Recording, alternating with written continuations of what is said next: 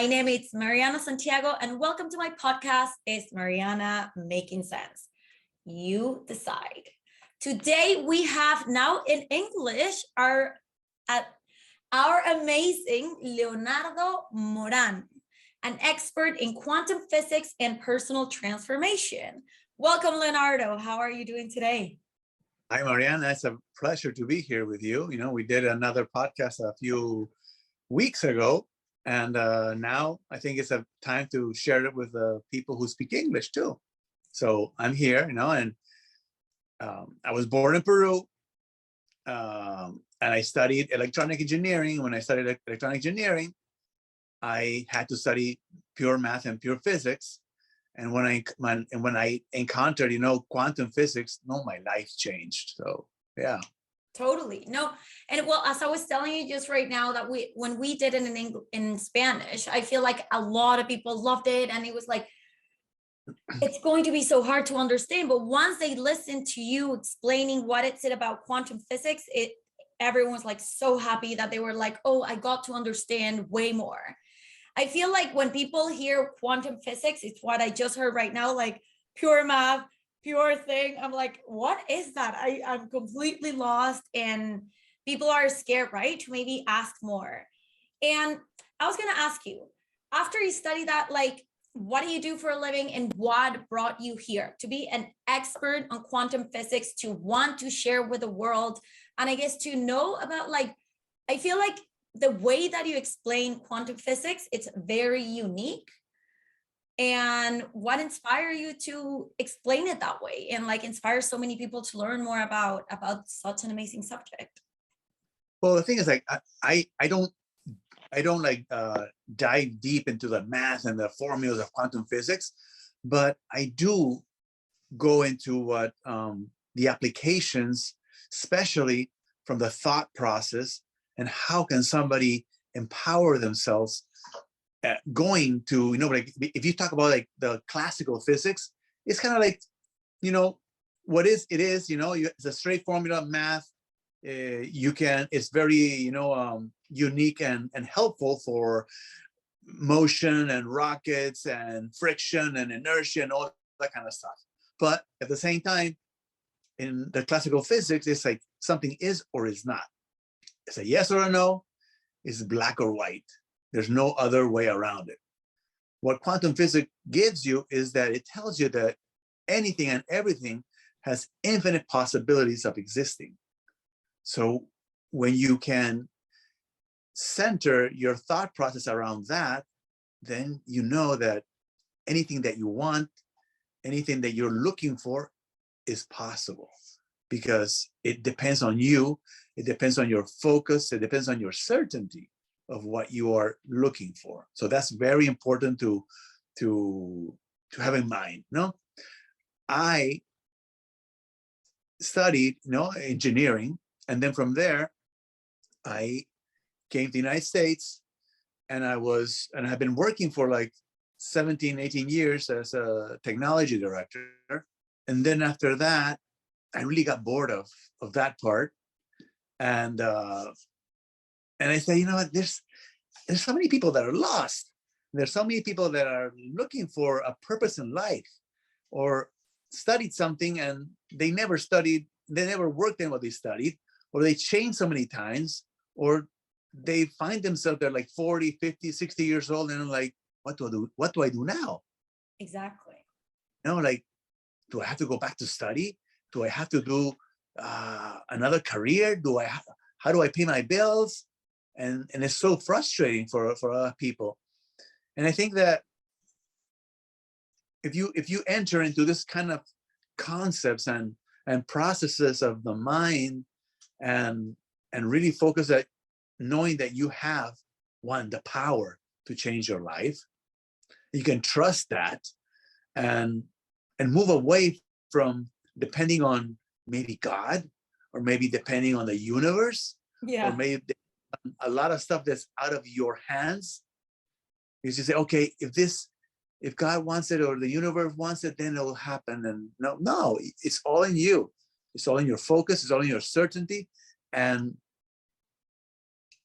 And in reality, this life that we're living, we always think, wow, we're living this life from our five senses, what we see, what we taste, what we touch, what we hear, or what we smell. And in reality, with all the, like frequencies and vibrations and wavelengths that exist, we are not, like missing out on like, okay, like 20% of it.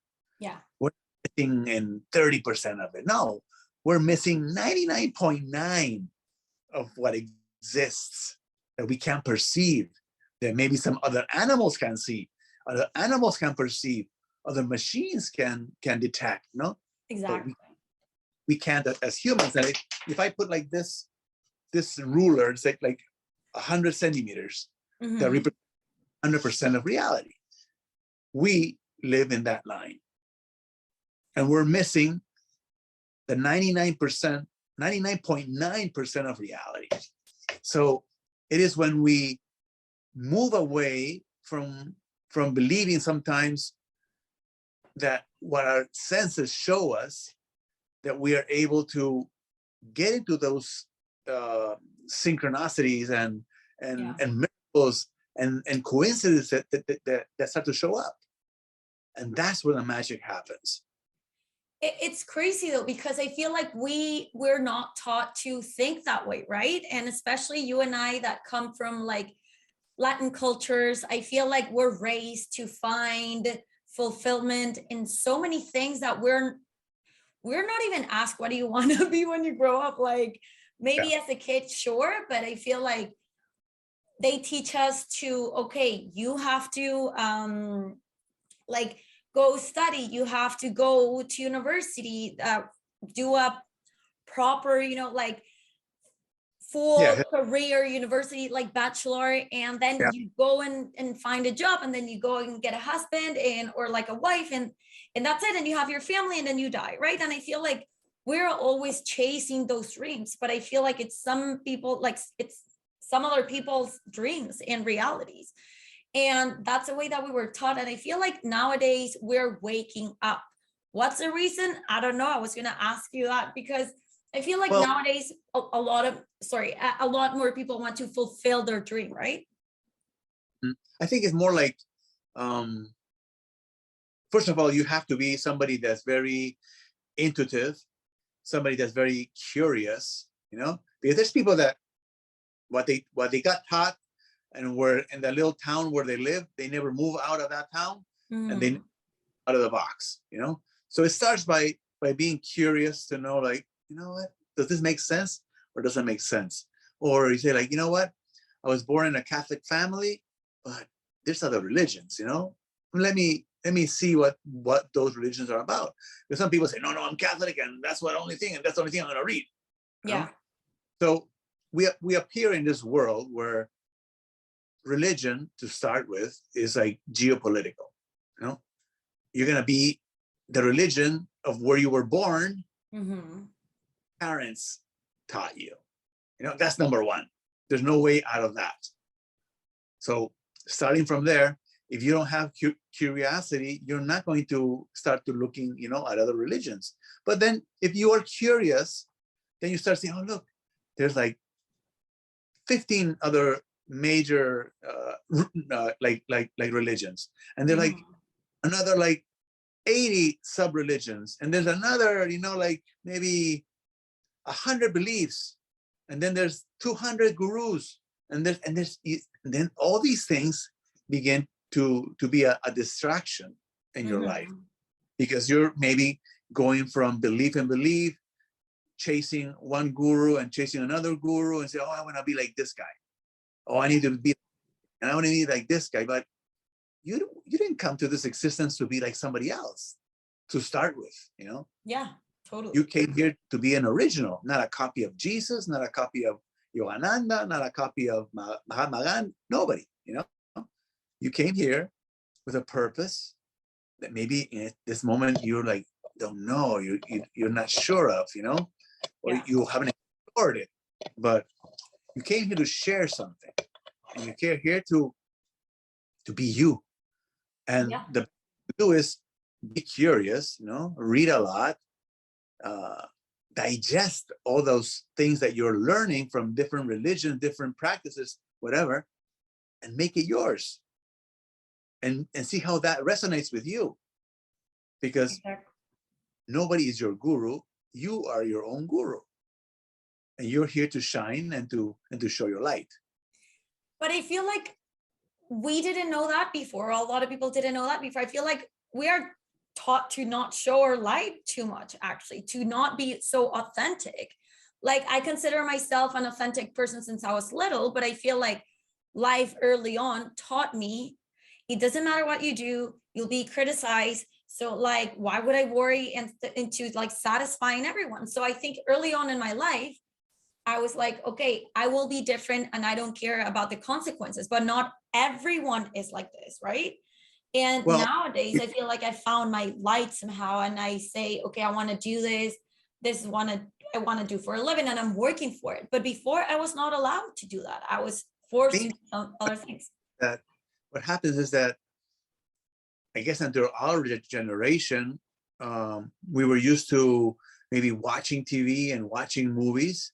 Mm-hmm. And movies have this like subliminal message to be like submissive and to be permissive and to react to certain ways to certain circumstances, no?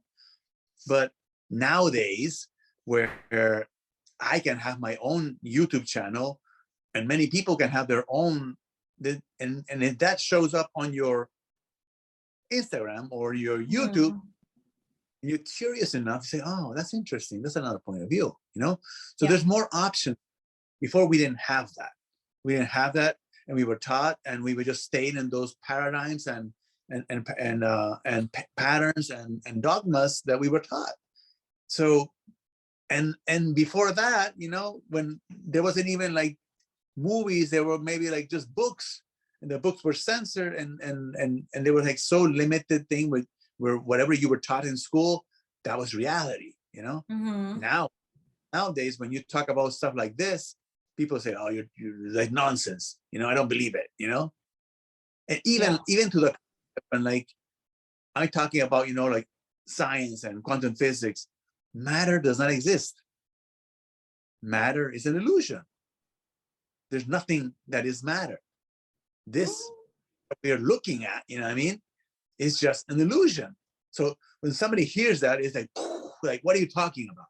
Yeah, like you're crazy. Like you're crazy. I can clap and I can grab my cup. I can grab my cup and everything, but it's not. It doesn't exist. It's an illusion. It's like a hologram. Exactly. We're just playing by the rules of the hologram. We're just playing by the rules of this energy. Everything is energy. Well, now that you say it, like, no, but I can grab stuff. I was playing the other day a game of augmented reality, I think, or no, was it like, I don't know, these video games are like super new now. Then you put some glasses and you go into like a total virtual reality. I was able to grab a bunch of stuff there. I was able to do many things. Yeah, because those are the rules of the game. When you understand that concept, then you're like, oh, that's right. You know what I mean? Like I can play a game of virtual reality where I have my set, and I'm like, I'm able to like jump from a third floor with nothing happening to me.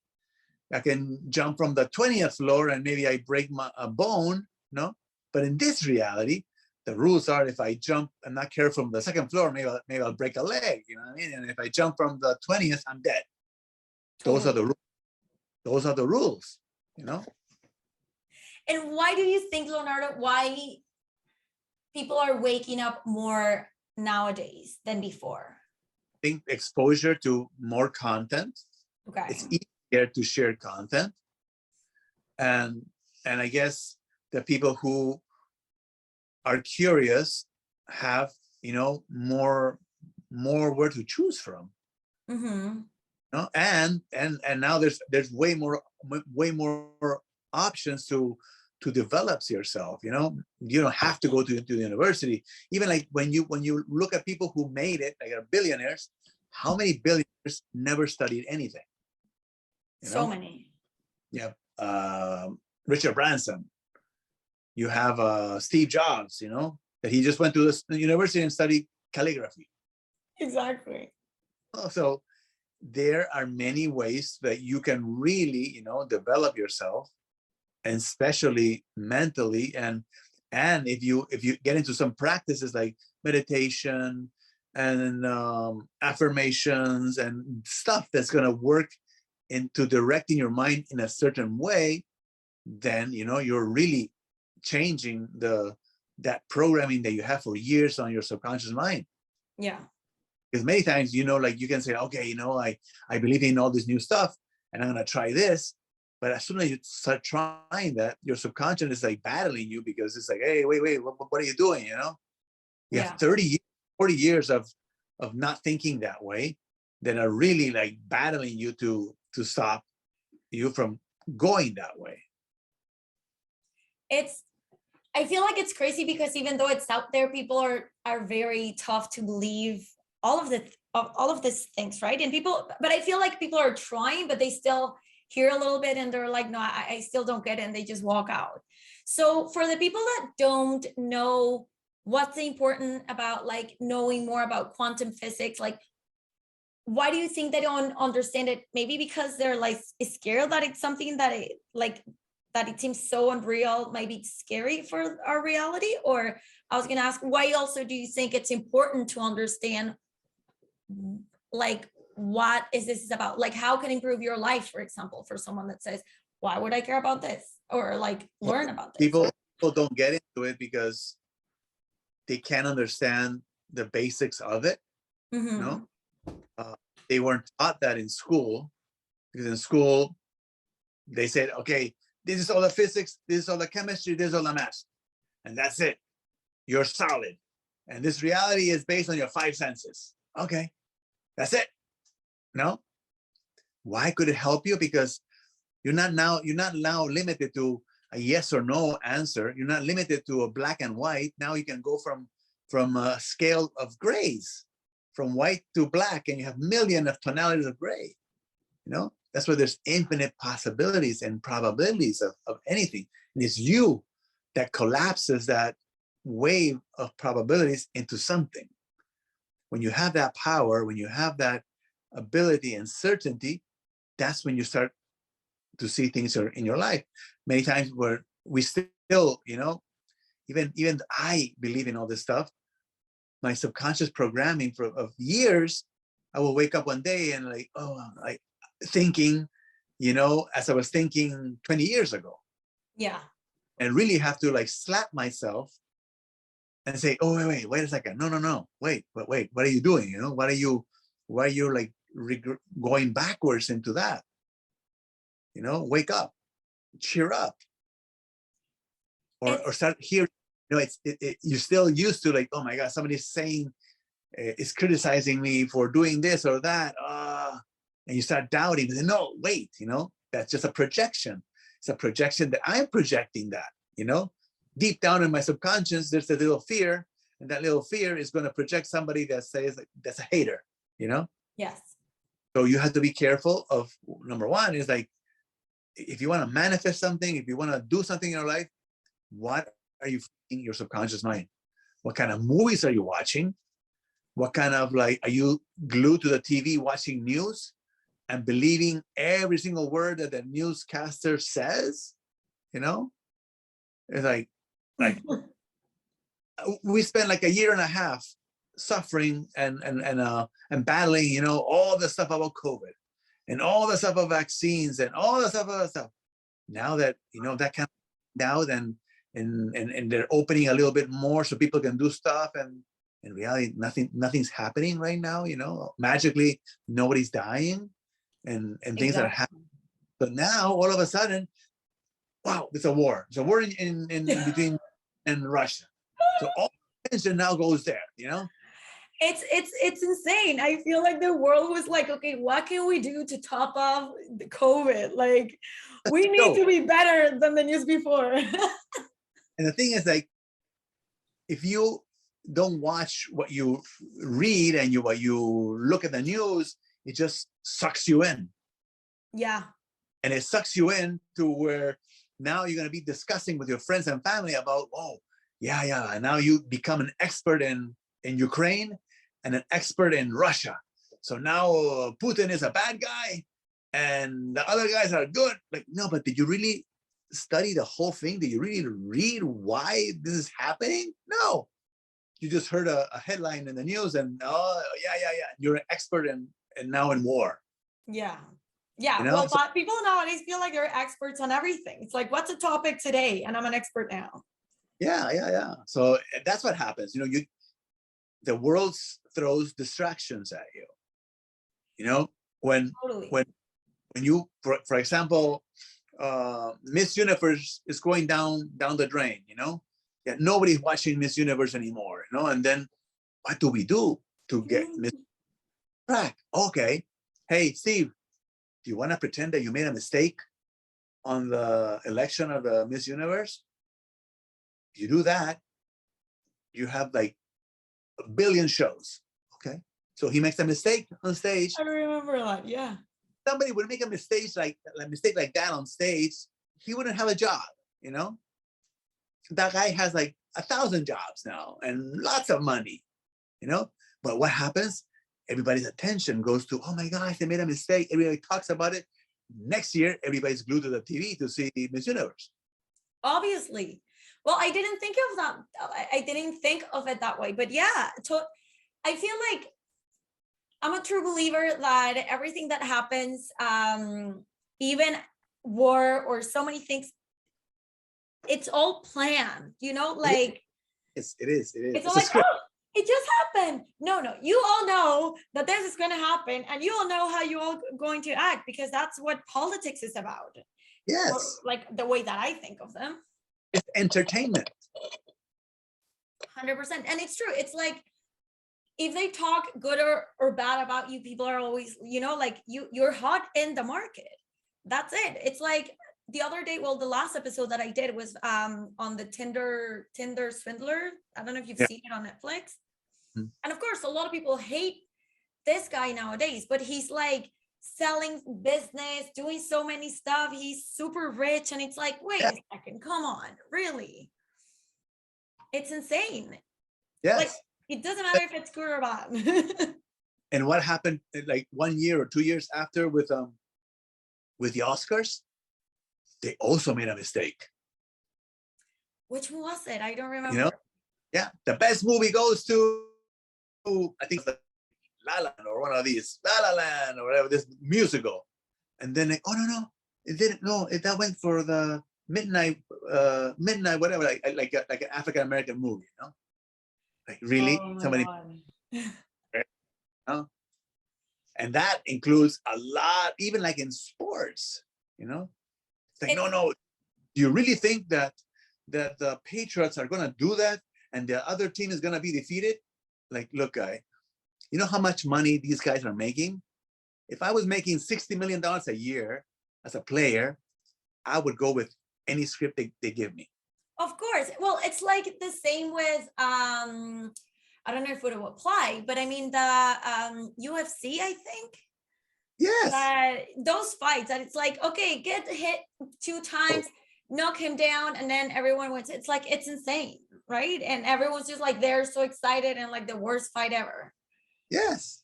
But I mean, so it's a distraction. So you have to be that. The whole point of this is you have to be really aware of what is being thrown to you for you to be distracted from yourself and pay attention to something else. Exactly. Any conspiracy theories and it's to distract yourself, and that way, you just start talking about investigating all that stuff instead of feeding yourself, instead of like going inside. You're stuck looking outside. One of the things that we do always is we get used to label everything. Oh, I hate that.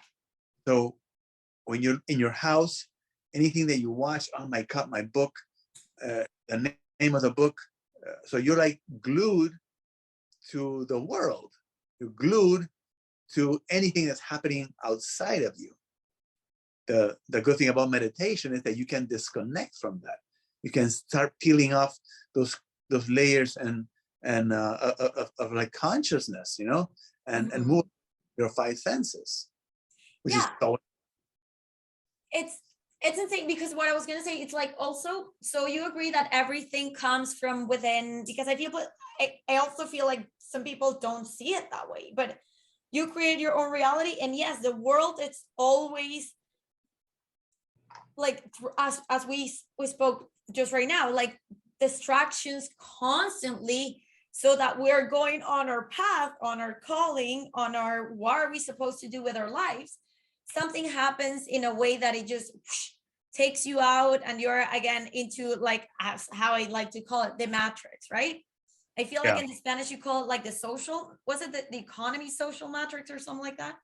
I think it's kind of like there's this big consciousness, and at the same, we're it's kind of like playing inside this big game, and the game is constantly bombarding you to distract yourself from really connecting with yourself and being able to assume your responsibility in creating or hacking the system, because you're so aware of everything that's going outside of you, but you're not realizing that you can have the power to maybe hack the code, and say, oh, you know what, if I'm constantly in fear, and I'm constantly thinking and feeling bad, I'm a victim.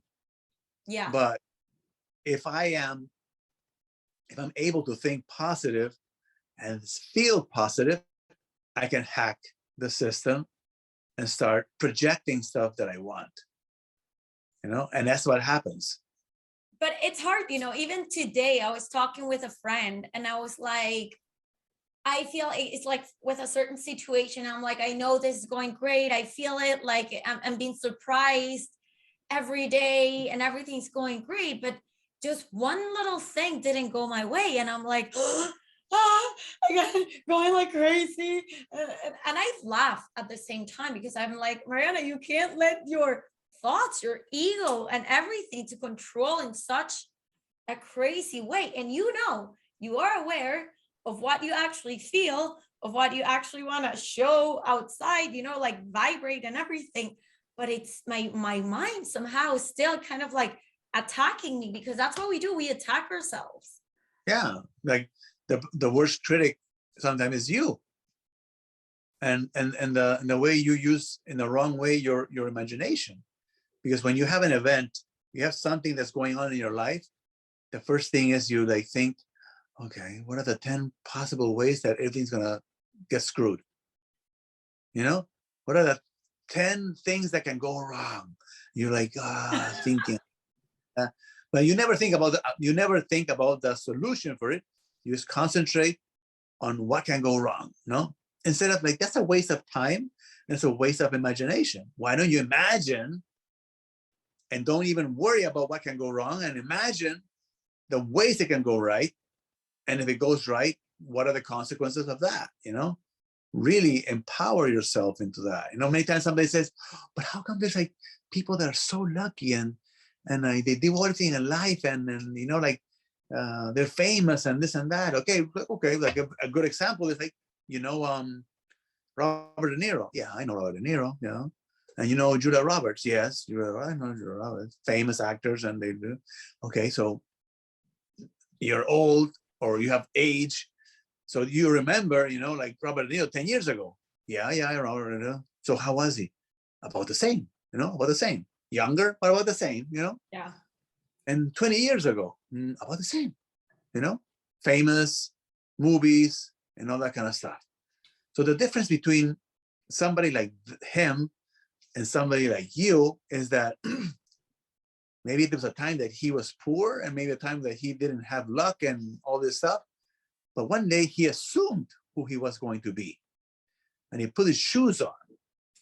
Meanwhile, many of us, what we're doing is like saying, oh, you know what?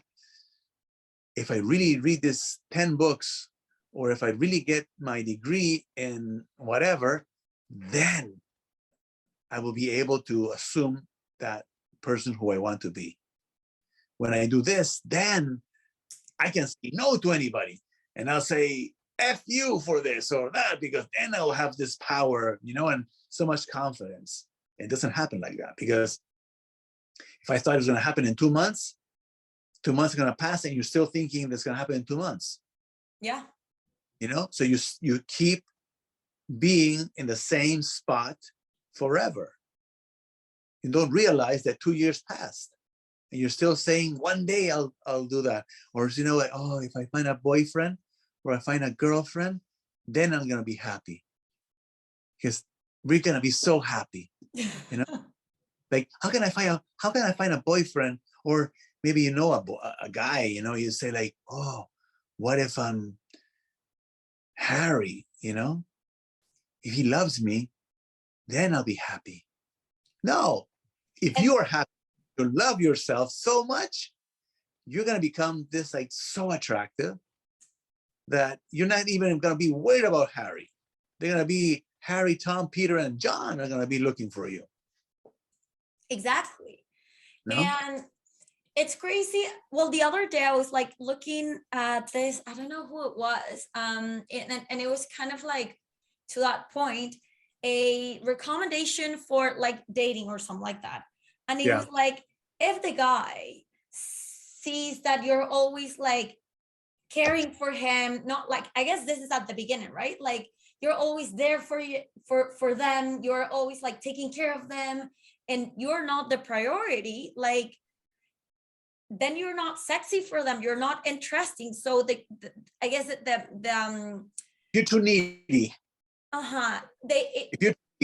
If you're too needy, or maybe you're going out with the person and you're having like really formalized something, and I'm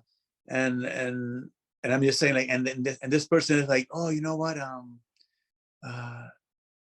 you want to go out with me now again? Are you happy with me? So you're like putting this pressure into saying like, oh, I really love you, and so that need and that want is not sexy, Exactly. Being confident and seeing that the woman you're going out with is confident, exudes confidence, not being a snob, but confidence on the person who she is, not saying, oh, I am like a supermodel. No, feeling comfortable in their skin, Exactly. feeling sexy in their own skin. That is sexy, Exactly. not, like, oh, let's turn off the lights because I don't want you to see me naked. Like, really? No. Yeah. Totally. Here I am. Woohoo! Exactly. Let's Exactly. And embrace who we are, right? Instead of like walking on eggshells and be like, oh, what if I do something wrong? Because I guess that's what you show. And that was a recommendation pretty much of this lady was, as long as you're taking care of yourself and you're your priority, and and you are the one that makes yourself happy, that it's so attractive for the other person.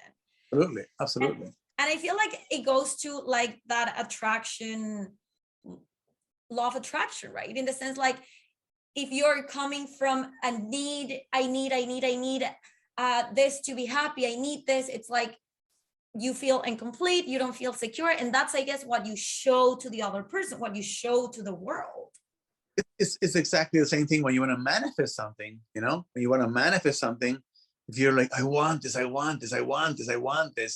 when is this gonna happen?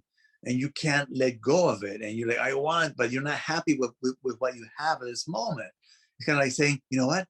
I want, you say, oh, you know what? I'm gonna feel that I have this brand new car. And as I can feel the steering wheel, and I'm driving and I'm so happy. I'm like feeling in the state that it's my car.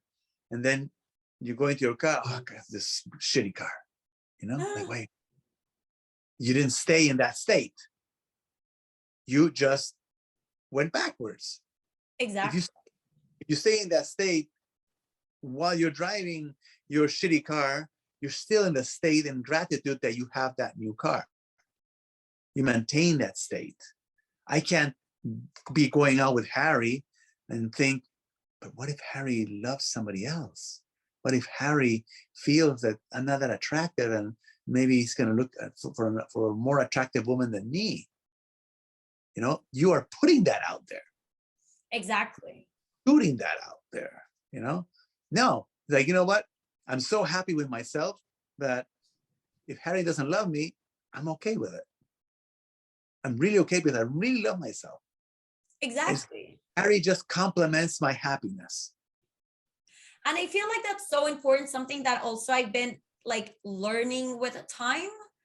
And it makes such a difference to think that way. And if you feel like nothing can hurt you, it's like, but you don't like it, your loss. I don't care. Next, I'll keep going. And it is so different. I feel like the reality again that you create within yourself and the people that you know changes with you.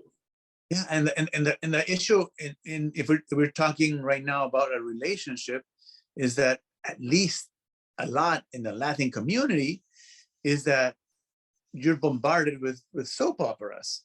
Oh, no, the worst. so you learn to suffer, and you learn that, you know, having a boyfriend or girlfriend is, oh my god, wow, you know, like you if it's like one time I heard, you know, this like girl that tells her mom, say, mom, you know, the girl 15 years old or 14, says, mom, I think Luis loves me, and we're gonna start going out. And I'm like, oh my god, I'm so happy for you, but now you're gonna start to suffer. Yeah, it's crazy. We're taught to suffer. We are taught to. I remember I used to love soap operas, and I remember like, how do you keep a guy? And it was like you would always see the evil girl or like women, whatever, chasing the guy and being pregnant with him. Like, where? How does this work? It's crazy, and that's how they took a guy. That so the guy wouldn't be able to leave her like alone. And let me tell you, it is completely different in real life. So Yeah. Leonardo, we are sorry, go. No, and especially it's kind of like, okay, if this guy, you know, was going out with you and he got the evil girl pregnant, what the, you know what I mean? Wait a second, you know what I mean? What the, you know, like, is that a guy that you want to be with? No, exactly. It's true. I didn't see it that way. Yeah, no, it's crazy. And then the other one's Rosie, the other one down the escalators, like the stairs. The other one's like paraplegic, and then everyone's sorry for her. It's like everything wrong with the world in those soap operas. So it's kind of like, what are you looking at? Why are you always reacting to what you learn on a movie, what you learn on a soap opera, what you learn on a TV series? You know, what are you putting into it? You know, when my dad died 2-3 years ago,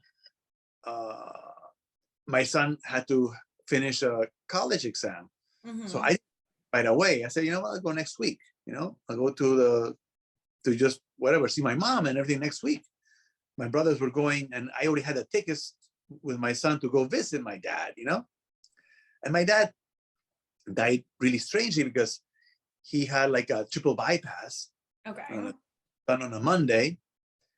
He went, it was perfect, no issues.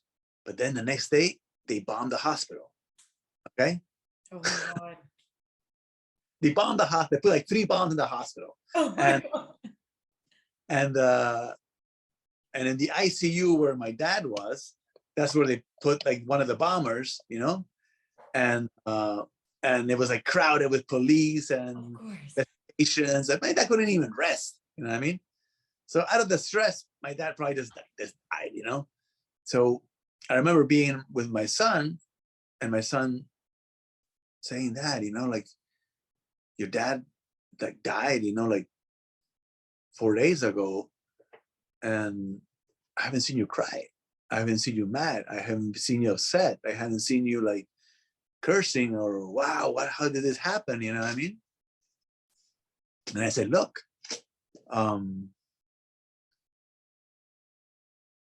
I can choose, you know, to say like, oh my God, why did this happen?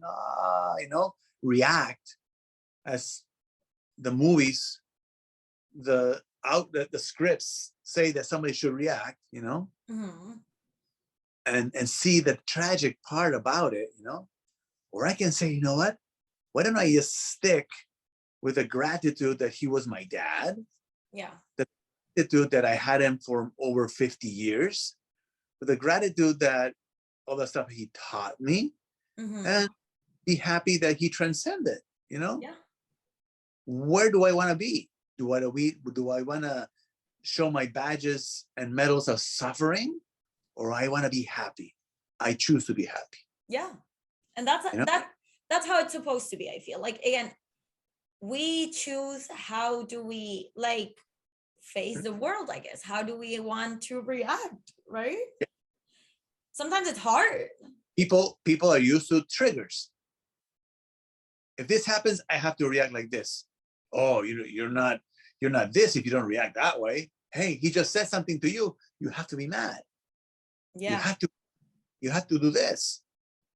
And you can see how people get taught into it, that maybe they're reacting because of something, because they think something happened. And if when somebody says like, oh no, it didn't happen, it was like this, oh, it was like that. Oh, okay. And they're back to normal. Exactly. Totally. Was it like that? Oh, okay. Oh, okay.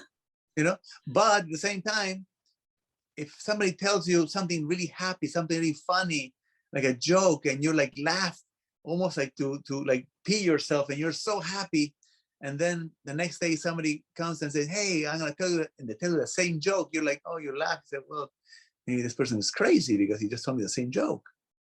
And then the third day, this person comes and tells the same joke, you're like, oh, get out of here. Like, don't bother me. You already told me that joke. So something that makes you happy, something that makes you feel joyful, you are not willing to relive, Yes. You're not willing to feel that joy and blast in laughter. You're not willing to do that. But something that caused you pain, something that made you feel bad or angry, you show it with medals of honor. Like, look, this happened to me 25 years ago. That's why I'm like this. Sure. And I can't move away from that, I can't. What are you talking about? You can't. You just stop laughing from a joke in 2 days, and you can't let go of something that happened to you 25 years ago. Totally. Let go. Let go. And one of the secrets in doing that is to be able to get into the observer. Okay. What do I mean, observer? Meaning that if I'm talking to you, Mariana, and you're having a conversation with me, if you're aware, you're conscious, there is an awareness that knows you're talking to me. Mm-hmm. Okay. It's kind of like a pilot that is sitting somewhere in your head that can observe this conversation and knows that you're talking to me, and is just observing the character that you are. Mm-hmm. Mariana character. And the Mariana character has talents, has defects, and has characteristics, to where maybe Mariana is 80% confident and 70% brave, and maybe happiness, maybe 90%, no? And that character is acting from those values, because deep down in the subconscious, you assume that. But what if Mariana can just say, I'm going to be 100% confident, 100% brave? What things could you do the next day? Anything. You can ask anything. You don't care about anything. But it's because you are just living from the role of the character of Mariana and not the observer. Because if you're in the role of the observer, if somebody says, insults you, it's not insulting you. It's insulting the character that you're playing. Yeah. Right? Because the me, the self, the awareness that I am, doesn't have feelings, doesn't have emotions, and doesn't have thoughts. It only observes how Mariana is reacting to it. If you're able to get into that state and not react because somebody says something to you, you're like, okay, you know. It's kind of like that famous metaphor about this Buddhist monk that is in a square, and he's teaching peasants. And then a businessman looks at the monk and says, what is he wasting his time with the peasants? So he goes to there and says, why are you wasting your time with the peasants? And the monk just smiles at him, you know, and the businessman leaves. The next day he sees him again, and it's like, what is he doing wasting his time, you know? So he goes to the monk and says, what are you wasting your time? He said, well, I'm just here, you know, teaching. And he says, you must be stupid, you know, you're crazy. And he starts to insult the monk, and the monk just smiles, you know, just smiles, and he says, oh my God, and they say, you must be also like really stupid because I'm insulting you, not even reacting. And the monk says, okay, if you have this really expensive gift, you went out of your way and you spent a lot of money on this gift. Take it to a friend and say, hey, Charlie, here's this really expensive watch, whatever, you know? And Charlie says, you know what? I can't accept that gift because of my position.